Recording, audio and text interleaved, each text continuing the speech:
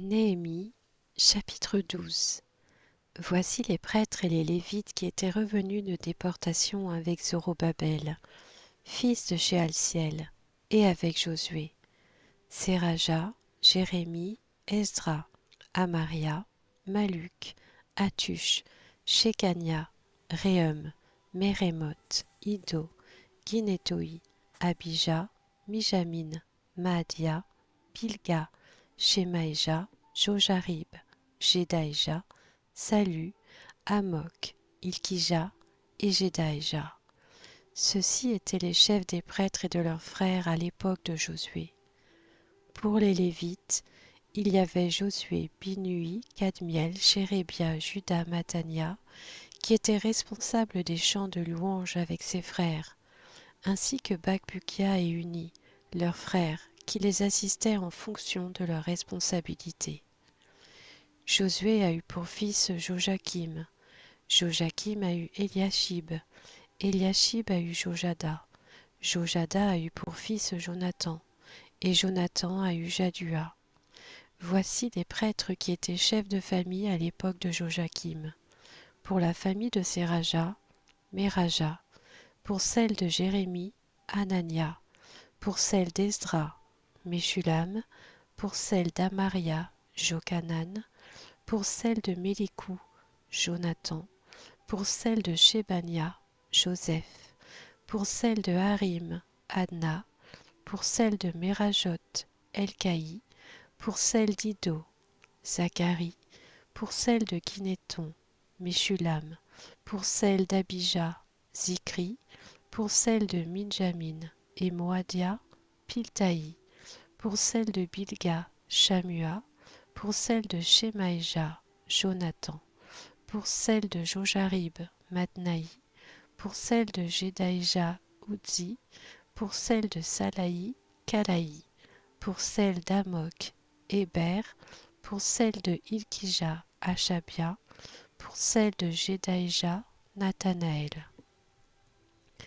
Sous le règne de Darius le Perse, on a enregistré par écrit le nom des Lévites, qui étaient chefs de famille à l'époque d'Eliashib, de Jojada, de Jochanan et de Jadua, de même que celui des prêtres. Le nom des Lévites, chefs de famille, a été inscrit dans les annales jusqu'à l'époque de Jochanan, descendant d'Eliashib. Les chefs des Lévites, Achabia, Chérébia et Josué, fils de Kadmiel, ainsi que leurs frères qui les assistaient, étaient chargés de louer et célébrer l'Éternel à tour de rôle, suivant l'ordre de David, l'homme de Dieu. Mathania, Bakbukia, Abdias, Meshulam, Talmon et Akub, qui étaient portiers, avaient la charge des provisions situées près des portes, et ce à l'époque de Jojakim, le fils de Josué et petit-fils de Jotsadak, ainsi qu'à celle du gouverneur Néhémie et du prêtre et scribe Esdra. Au moment de la dédicace de la muraille de Jérusalem, on est allé chercher les Lévites où qu'ils habitent, et on les a fait venir à Jérusalem afin de célébrer la dédicace dans une fête joyeuse, avec des chants de louanges, au son des cymbales, des luths et des harpes. Les membres des chorales se sont rassemblés, venus de la plaine qui entoure Jérusalem, des villages des Nétophaciens, de Beth-Gilgal, ainsi que du territoire de Géba et d'Azmavet. En effet, les musiciens s'étaient construits des villages autour de Jérusalem. Les prêtres et les Lévites se sont purifiés eux-mêmes, puis ils ont purifié le peuple, les portes et la muraille. J'ai fait monter les chefs de Juda sur la muraille, et j'ai mis en place 2 grands chœurs avec leur cortège. Le premier s'est mis en marche du côté droit de la muraille, vers la porte du fumier. Derrière lui marchaient Osée et la moitié des chefs de Juda, Azaria, Esdra, Meshulam, Juda, Benjamin, Shemaïja et Jérémie, ainsi que parmi les prêtres munis de trompettes, Zacharie, fils de Jonathan et descendant de Shemaïja, Mathania, Michée, Tzakur et Asaph, avec ses frères Shemaïja, Azaril, Milalaï, Gilalaï, Mahaï, Nathanaël, Juda et Anani, qui jouaient des instruments de musique de David, l'homme de Dieu. Le scribe Esdra marchait à leur tête. À la porte de la source, ils ont gravi droit devant eux, par les marches de la ville de David, la montée de la muraille qui surplombe le palais de David, poursuivant leur chemin jusqu'à la porte des eaux, située à l'est. Le deuxième chœur a pris la direction opposée. Je marchai moi-même derrière lui, avec l'autre moitié du peuple, sur la muraille. Passant au-dessus de la tour des fours, il est allé jusqu'à la muraille large et a poursuivi son chemin au-dessus de la porte d'Éphraïm, de la vieille porte, de la porte des poissons, de la tour de Hananil et de la tour de Méa, jusqu'à la porte des brebis, avant de s'arrêter à la porte de la prison. Puis les deux chœurs ont pris place dans la maison de Dieu, et j'ai fait de même avec ceux des magistrats qui m'accompagnaient, ainsi que les prêtres, Eliakim, Maazéja, Minjamin, Michée, Eljoénaï, Zacharie, Anania, munis de trompettes, et Maazéja, Shemaéja, Éléazar, Udzi, Jochanan, Malkija, Élam et Ézer. Les musiciens se sont alors fait entendre sous la direction de Jizraja. Ce jour-là, les Israélites ont offert de nombreux sacrifices et se sont livrés à des réjouissances, car Dieu leur avait donné un grand sujet de joie. Même les femmes et les enfants se sont livrés aux réjouissances, et l'on a entendu de loin les cris de joie de Jérusalem. C'est à ce moment-là qu'on a désigné des hommes pour la surveillance des salles destinées à l'entreposage des offrandes, des premières récoltes et des dîmes, et on les a chargés d'y rassembler les parts accordées par la loi aux prêtres et aux Lévites, au nom des divers territoires. En effet, Juda se réjouissait de ce que les prêtres et les Lévites étaient à leur poste, assurant le service de leur Dieu et des purifications.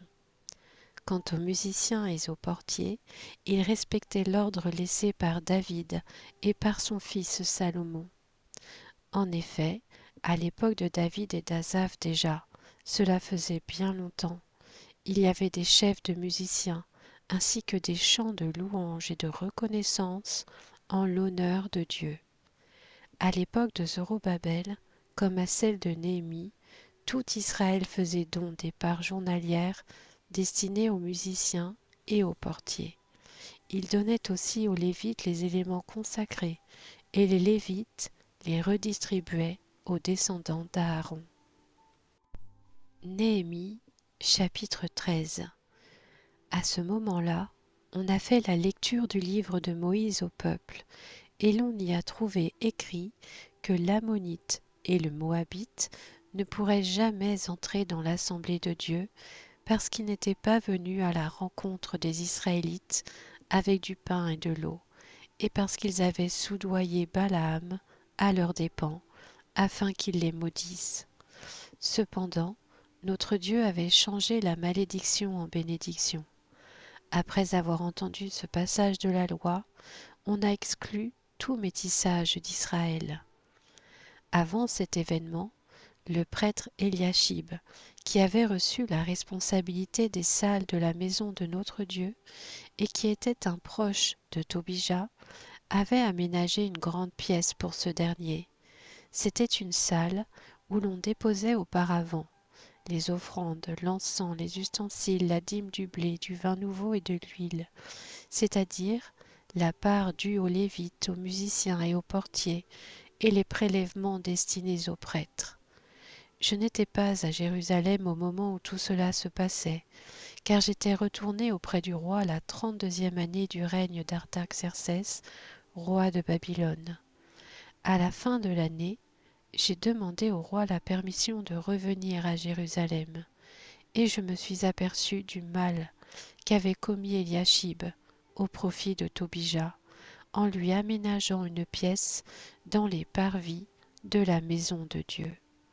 J'en ai éprouvé un très grand déplaisir, et j'ai jeté hors de cette pièce tous les objets qui appartenaient à Tobija.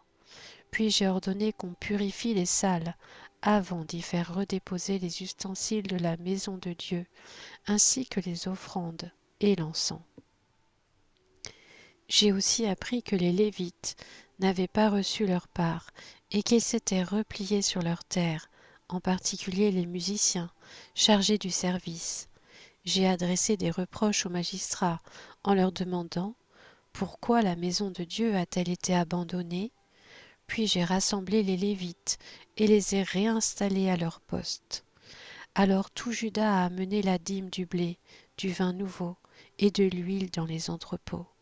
J'ai confié la surveillance de ces derniers aux prêtres, Shélémia, aux scribes, Tsadok et à Pédaja, l'un des Lévites, en leur associant Hanan, fils de Tsakur et petit-fils de Mattania, car ces hommes avaient la réputation d'être dignes de confiance, et je les ai chargés de faire les distributions à leurs frères.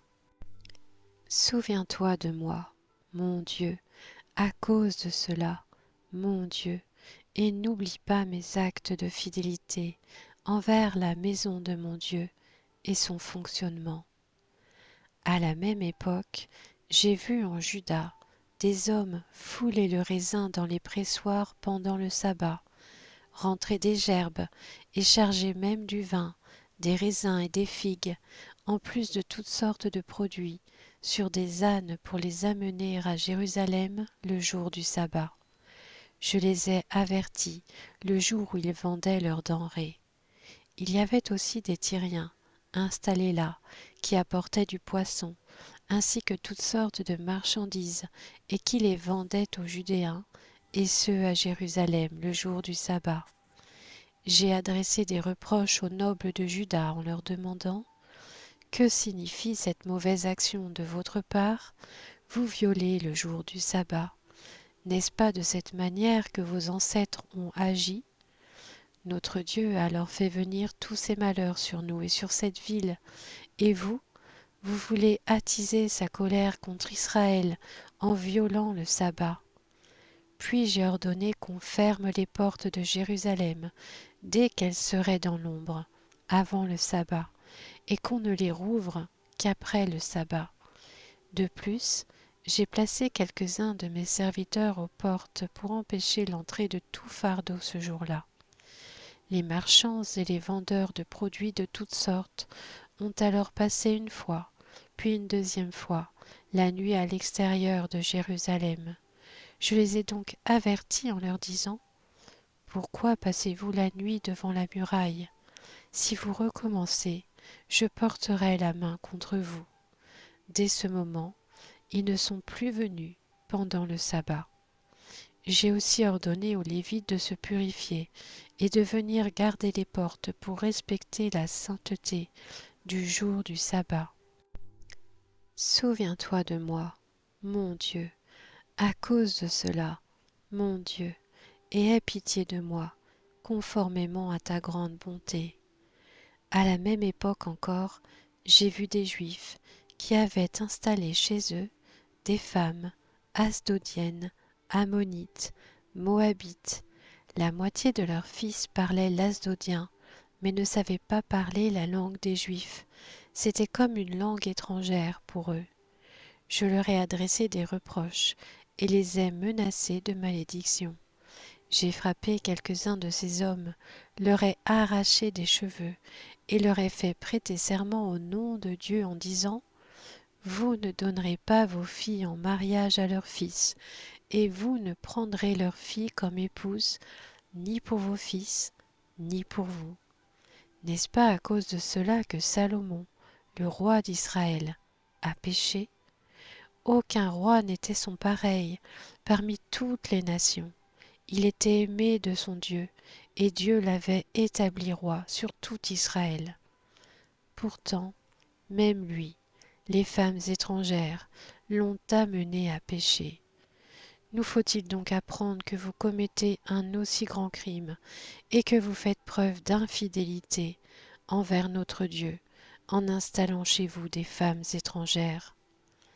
Un des fils de Jojada, le fils du grand prêtre Eliashib, était le gendre de Sanballat, le Horonite. Je l'ai chassé, loin de moi. Souviens-toi d'eux, mon Dieu, car ils ont sali la fonction de prêtre et l'alliance contractée par les prêtres et les Lévites. Ainsi donc, je les ai purifiés de tout étranger. J'ai réinstauré le service des prêtres et des Lévites, chacun dans son activité, et j'ai rétabli l'offrande de bois au moment fixé, ainsi que celle des premières récoltes. Souviens-toi de moi, pour mon bien, mon Dieu.